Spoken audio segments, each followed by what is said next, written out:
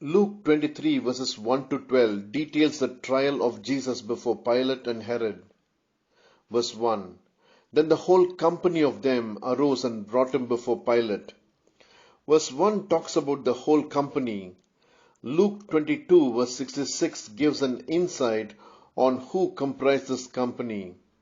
When day came, the assembly of the elders of the people gathered together both chief priests and scribes, and they led him away to their council. The Sanhedrin had passed a verdict. We know that Israel was an occupied territory at that time, and the right to take life was taken away from the Jews.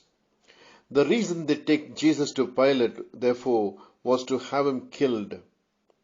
When the Jews arose and brought Jesus before Pilate, they were doing another thing that violated their own rule.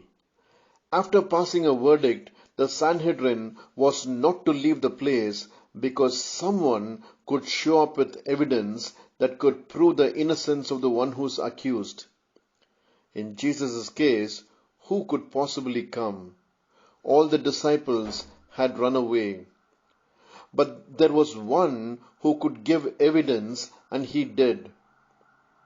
Matthew 27 verses 2 to 4 says, And they bound him and led him away and delivered him over to Pilate the governor. Then when Judas his betrayer saw that Jesus was condemned, he changed his mind and brought back the 30 pieces of silver to the chief priests and the elders, saying, I have sinned by betraying innocent blood. They said, What is that to us? See to it yourself. Determination is good, but when you're determined about the wrong things, it is disastrous. Judas was determined about betraying Jesus, and therefore he had been completely focused on it. Later on, when he heard the verdict, he was shattered.